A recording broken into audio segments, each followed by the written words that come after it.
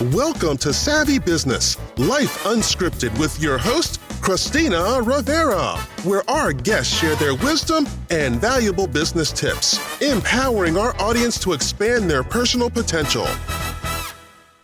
Hi, Dean Lindsay. Welcome to Savvy Broadcasting Life Unscripted. Welcome. How are you today? Christina, I am so honored to be on your show. Oh, you betcha. I'm grateful to have you here today. You've created a wonderful new book, Creating Progress in a World of Change. And a lot of people don't know what that means, and they're a little scared of change, especially in business.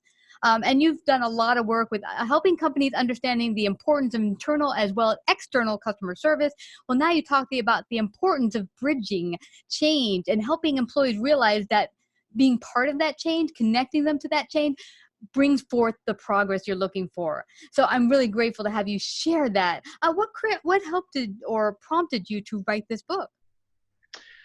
You know, you get to a place, Christina, where you really feel like you've got a kind of a encapsulated, kind of thought process around a particular topic, and that's how I felt about really the psychology of how we make decisions and how people view a new opportunity as something they want to move towards or something they want to move, away from consciously or subconsciously, and it just got to be time. So.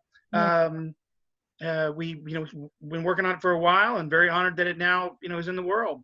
Yeah. You know, what's interesting, Dean, and we talked a little bit just before the interview about this, is that there's a lot of company that bring forth change and they're not on the same page as their employees, and the upper management just throwing the change out there and they're thinking boom, boom, boom, we're going to move this company forward. But the employees don't see how they fit in the whole package. And there's this resistance that comes about. Talk about that a little bit. Well, the true resistance comes even more than how they fit in the process or the plan, but how they benefit from the business or the plan. It is natural for people to resist what they view as change, but they're going to embrace what they view as progress. We humans are going to embrace what we view as progress. People say they resist change, but we wake up every day to change, Christina. We just want things to get better. And if we think that they're getting better for us, we don't even consider that change at all. We move right towards it. Yeah. So it's all about how people view that opportunity. And so the challenge with organizations is to not just roll out some new initiative, but to really share and inspire and help people connect with the why. There's that term, change management. Christina, I'm sure you've heard that in businesses, and I'm sure the people having the opportunity of watching this interview have heard that term, change management. What a horrible, horrible phrase. What a limiting way of looking at what the organization views as the next positive move. Nobody wants to change, and they certainly don't want that change managed. And would you believe that? And I made up this phrase, and even now have it legally trademarked and in the book. It's not change management; it's progress leadership. If the people at the top see that this next thing that we're going to be moving towards is going to help our organization grow, that's not change; that's progress. Yes. Now, let's talk about the businesses who have leadership. Let's say the company is starting to grow exponentially and they want to make that progress, but some of the management is stuck in the old ways. How do you move the company forward to that new vision, that new progress? How do they begin to do that? Well, there's reasons. The old ways have reasons as well. See,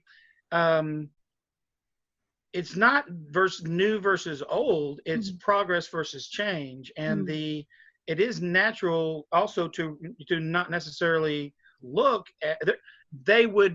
Here's the thing, Christina. They're not going to stick with old ways if they're purposely not working right. If they're not getting them enough of the results that they want. So the people that are, as we're saying, stuck in their old ways see enough benefits to those old ways and do not see enough benefit in the new ways. So it's not just semantics of calling it progress or change. I'm sure you probably know Dr. Viktor Frankl, who that is, the third father of Viennese psychiatry. I really dug deep into, of course, I studied tons of different people as I was putting my thought process together that came, turned into this book. But I really, really honed in on the work of Dr. Frankl and his concept of logotherapy, meaning therapy, meaning. And it's that it's not that people want to find meaning. That's all we're trying to do is find meaning. And I don't mean meaning in our lives or meaning on this planet. I mean meaning in the next bit of action. So I dug further into his work and started looking at all the different research and information around goals and commitment and motivation. And I got down to this, which is the middle part of this new book, Creating Progress in a World of Change. Everything we do, Christina, consciously or subconsciously, we do because we believe the perceived consequences of those actions will be us feeling the unique mixture to us of what I've called the 6 P's of progress: pleasure, peace of mind, profit, prestige, pain avoidance, and power. Pleasure, peace of mind, profit, prestige, pain avoidance, and power. And so if you've got some of these managers or leaders on the team who are quote unquote stuck in their own ways, is because they are getting enough of those benefits from the old ways, and you need to help them see how they're going to get even more of those benefits in the new way. Yeah. Yeah. I love that you mentioned this. I think every business owner that is looking, or any business that's looking to grow to the next level, needs to read your book, because I've worked with a number. Yeah, totally. Thank you, Christina. No, but it's true, Dean, because a lot of businesses I've worked in, they've called me and make everything better for us. And it's interesting. The employees will be like, we're not being heard. We don't feel we're valued anymore. It's always the same story. And the managers or the upper management's like, well, just make them see our way. And I'm like, and what you hit on so perfectly is that you have to have them see their personal significance and connect with your vision going forward, or they're not going to feel like they're part of it.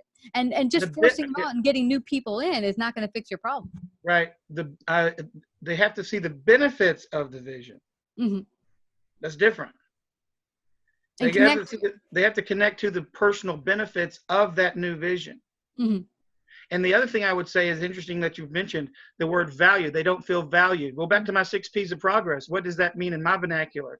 If you don't feel valued, you don't have peace of mind. If you don't feel valued, you're lacking pleasure. You're actually feeling pain, and you're certainly not getting any prestige. So it's right back to what I'm saying. When somebody says, so that's just my way of looking at it. Those 6 P's of progress, that's exactly when they say they're not getting valued. You know what? If that manager would have, patted him on the shoulder a couple of times, I don't know if we're doing that now, but if they just said, hey, good job. From across the room or whatever we're doing these days. Dean said I could pat you on the shoulder. But it's small stuff too. It doesn't have to be some big, huge thing, but they do have to connect with it. There's a quote in the book, of course, but that I also share in a lot of my programs around this concept of change management and progress leadership and helping people get personally connected to the benefits. It's a quote from the author of The Little Prince. And he wrote, if you want to build a ship, don't drum up people together and assign them tasks and work to collect wood, but rather teach them to long for the endless immensity of the sea. Yeah. That's the same thing we've both been talking about. Absolutely. And so because I can tell people all day long, go collect wood. That just means, I want you to go collect wood. But if I can help you establish a longing for the endless immensity of the sea, then you're going to want to be on the sea. And then you're going to say, I don't have any way to be on the sea. I need a boat. And they're going to say, I don't have a boat. I need to build a boat. And then you say, I don't have anything to build a boat with. I'm going to go collect wood. Yeah. Yeah. So that's the difference. What I'm getting from you, Dean, is it's really bridging the fact, as you said, the personal benefit that you actually feel you're part of this company, and an integral part that makes it, that we're all in this together. It isn't that. Well, it's even more than that. Okay, why does a company roll out a new initiative? Do they do that to be more competitive? With other companies, yeah. All right. Now, if they're not more competitive, what happens? They go out of business, and we all lose our paycheck. So now I got to go find another job. Aha. Do I want to go look for another job? Not really. Not if I like where I am. Right. So maybe I better go do this, or see that. And then it's right back. If you don't have a job, there's pain, and you want to avoid pain. There's profit right there. So it's right back to those 6 P's. So See, the people that are, chosen or have risen to the top of organization, they get all this cool data about, market share and competitors and what competitors are doing and all those things. And so they see the big picture and they're scratching their head going, why doesn't everybody, get it? Well, it's because they're not privy to the info the way you are. And so they're not, and that's the reason you're staying up at night, boss, is because exactly. And you're also doing it for the same 6 Ps. Yeah. Well, here's the interesting thing, Dean. Some of the best companies I've worked with in the past, either employer or otherwise, has been when they're able to bridge the interconnection to the employees. That's right. And everyone there that, hey, you're all part of this great big vision. And one company I remember, I used to be so excited to get up Monday and all the employees felt this deep connection. Now, mind you, here it is, we're 4 years in and they changed management completely. They decided to go super white collar. They used to be kind of, laid back, and overnight their culture changed, their attitude towards the employees changed. You're just our little worker bees. And all of a sudden productivity went down in the toilet because everyone didn't feel valued anymore. They felt like we don't belong. They don't care about us. And money was not the deciding factor. People think just throw some more money at a couple people and it'll make things happen. And it really doesn't. No, you're absolutely right. Yeah. No, absolutely right. People don't connect with that. That's the reason that I try to branch it out by showing the 6 Ps of progress versus just the profit. Just the money. Profit doesn't hold. Profit does not hold. No. So let's see, you're a new business getting started and the leadership's having problems getting that vision across. How do they begin to do that if they're not very good with, creating that vision that everyone can get a hold of? You got to get to know your people. Ah. You got to understand what progress means to them, what those 6 Ps mean to them, and have a personal connection. You need to have, the more you get to, if you think about it, you're trying to persuade or influence that team member, right? To better behavior. Organizations spend millions of dollars doing market research on the public to see how to persuade and influence their behavior. That means you're trying to get to know your prospects. Why wouldn't you want to do that with your own team members so that you know what progress means to them and why are they making the money? Why are they even there? It's not a paycheck because that's not going to keep people.